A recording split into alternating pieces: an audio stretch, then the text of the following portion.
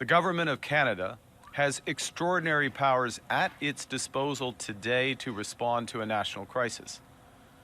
And Donald Trump's aggression against Canadian livelihoods and workers constitutes just such a crisis.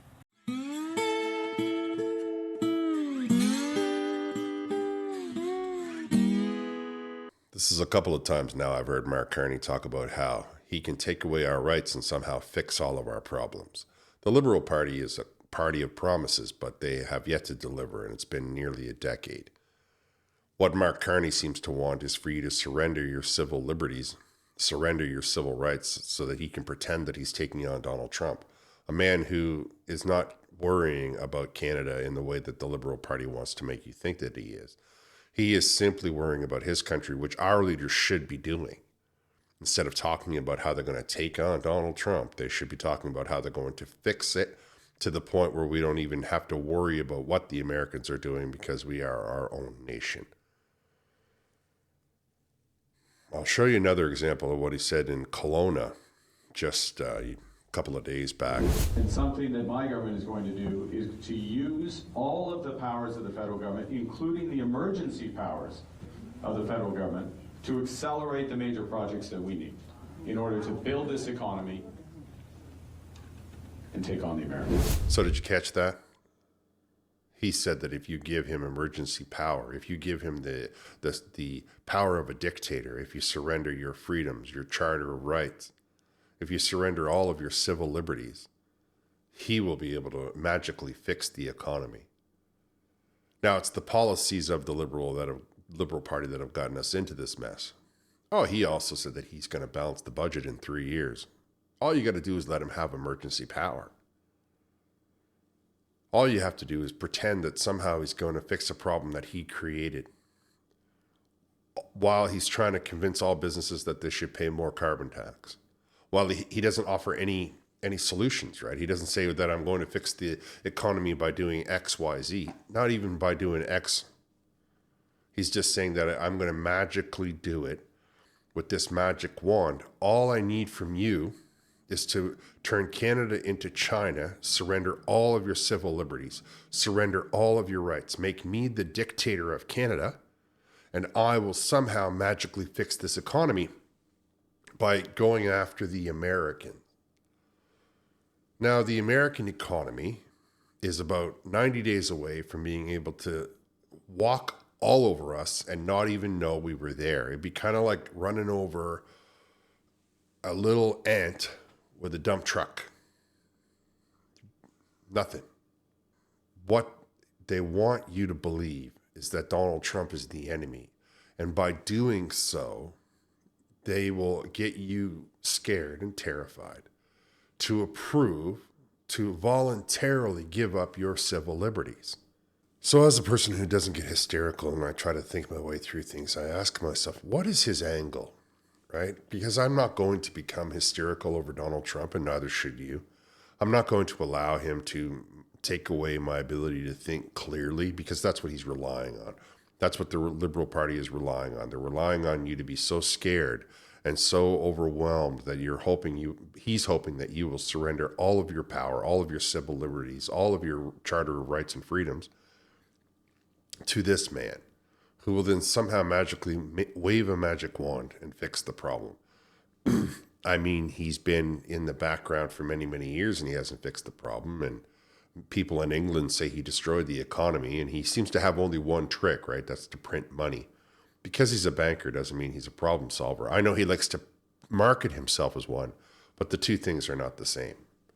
And that's something that you and I have to establish as we go through this.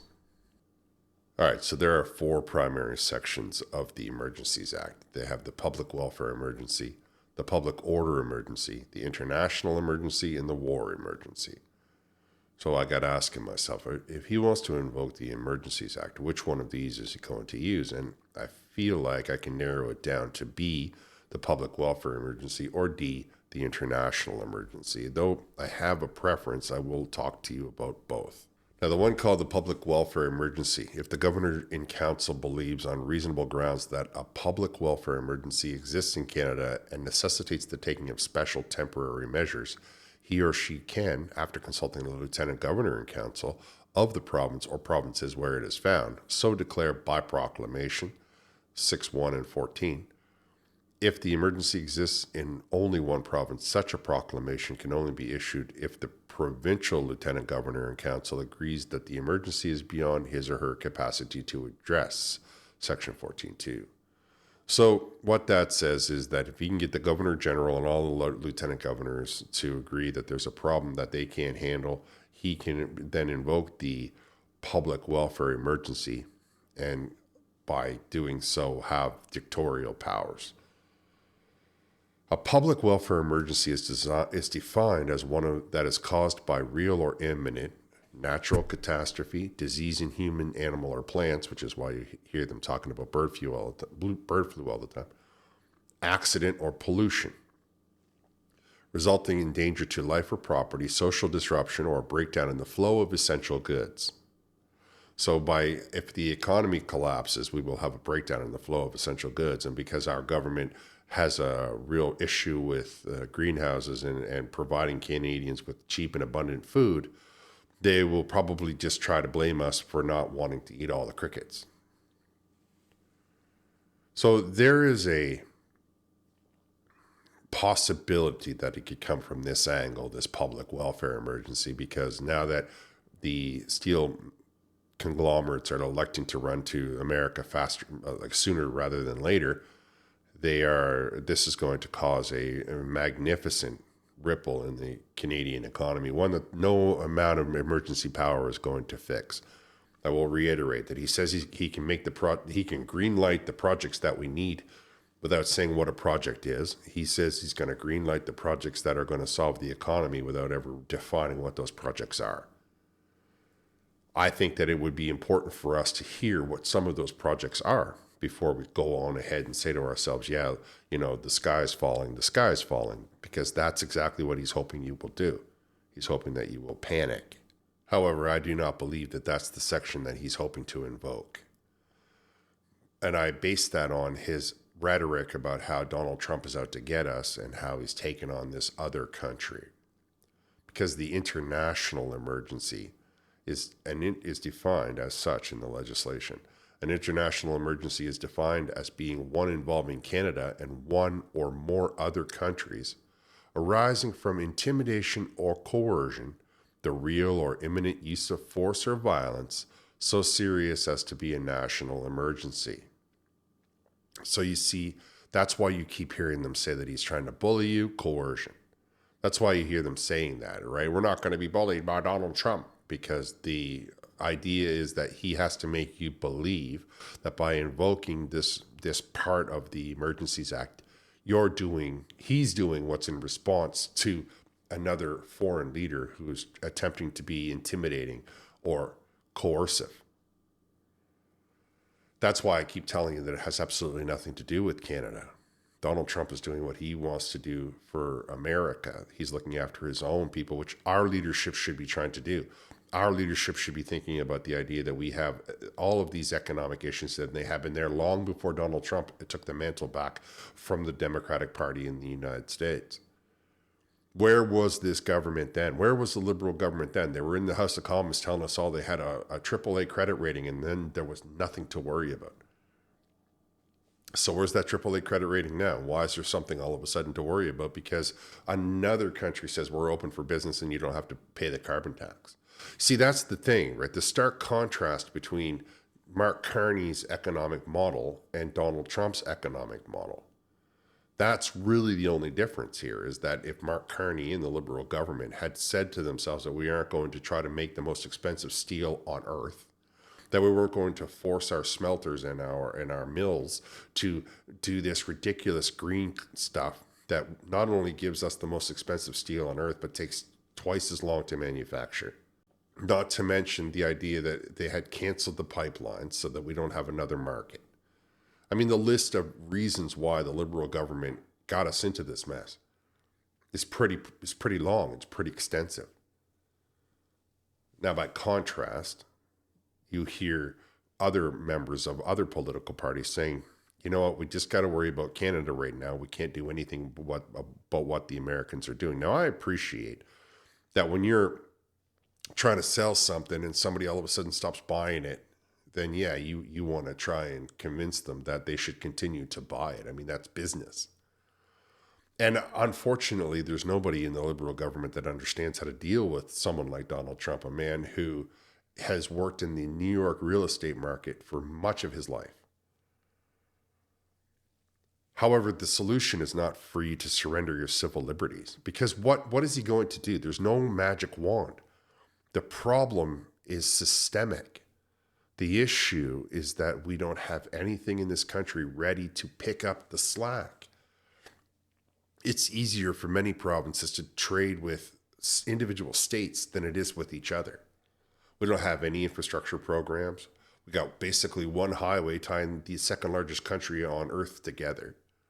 I mean, there are islands in the Caribbean with more train on them than Canada has. The list of what is wrong with the Liberal approach is pretty extensive. But to allow them to invoke the Emergencies Act so that they can do what with it? All they're going to be able to do is stop you from criticizing them. All they're going to be able to do is to seize all of your things.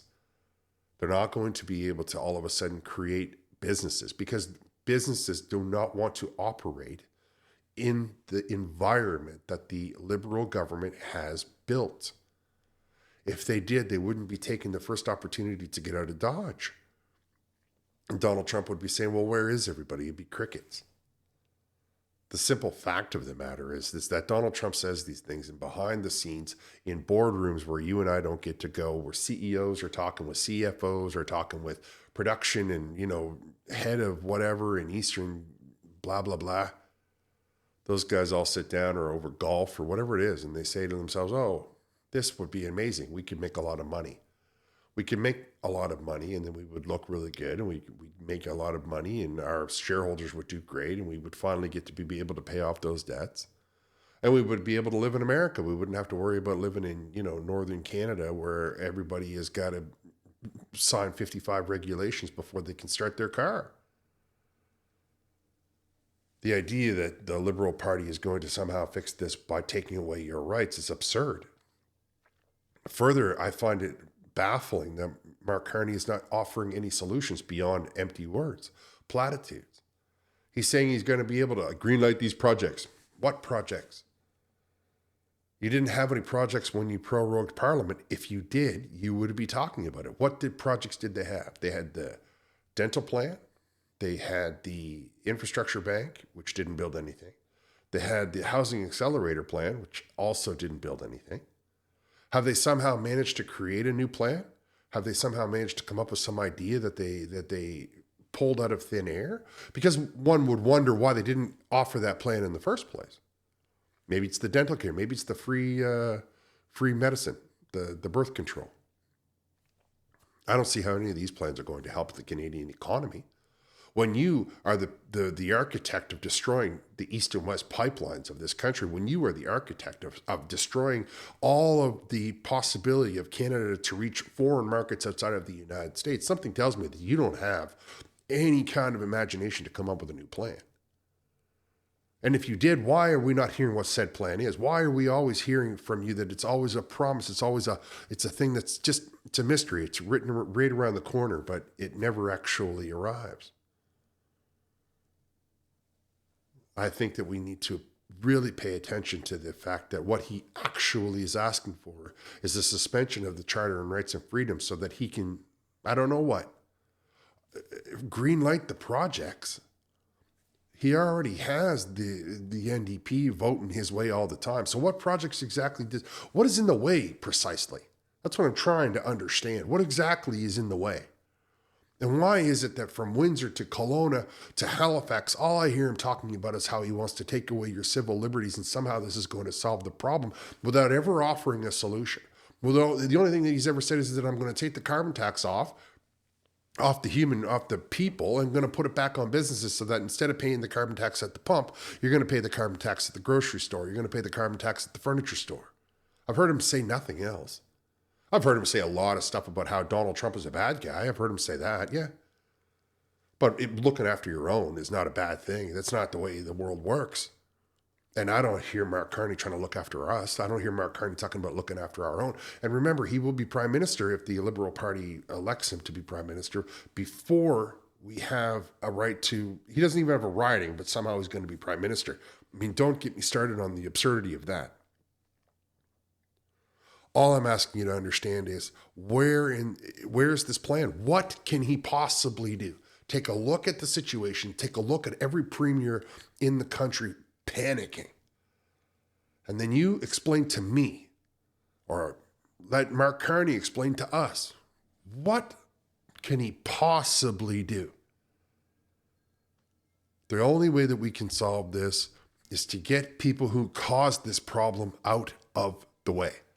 That's the only solution that there is. And then we can sit down and hammer it out without worrying about ideologues saying that if you cut down a tree, how are you going to build a house? You can't give us the lumber to build the house. How are you going to expand the population if you're afraid to build a road? We can plant more trees, they grow back. Why do we pay more for Canadian food than we do for Mexican food? There's a lot of things here that we need to be talking about, that we need to be looking at, that we need to be addressing, and not one of them can be solved by us surrendering our civil liberties. Not one of them can be solved by invoking the Emergencies Act, by trying to paint Donald Trump as some sort of villain who's out to get us. It's not about being Canadian for Donald Trump. It's about being an American, and that's not the same thing at all as what the Liberal Party is attempting to sell you. Oh, I get that we have to let them know that we're serious. I get that we have to sort of negotiate the deal differently, but trying to tell yourself that we're going to be able to take them on economically, go toe to toe with them, is a ridiculous concept. So no matter what would happen, this looks like to me is all it would result in is we would give this man our civil liberties, and he would need years with them. We're going to fix it tomorrow. It's on the way. We're making progress. Blah blah blah blah. And yet, all the while, you and I would still be going hungry. Food prices would still be going up. They're still going to be printing money and causing inflation to go back up, back up, back up. They're not going to be solving any of the problem, but they are going to be taking away everything that you've ever had. As you can appreciate, the CRTC with Bill C-11 and C-18 under the guidance of the Liberal Party, they attack a channel like mine all the time. So if you could like, comment, subscribe, share this channel with all of your socials, that would really help for me to make some traction. All right, I'm going to wrap here. Thanks for listening. I'll talk to you next time.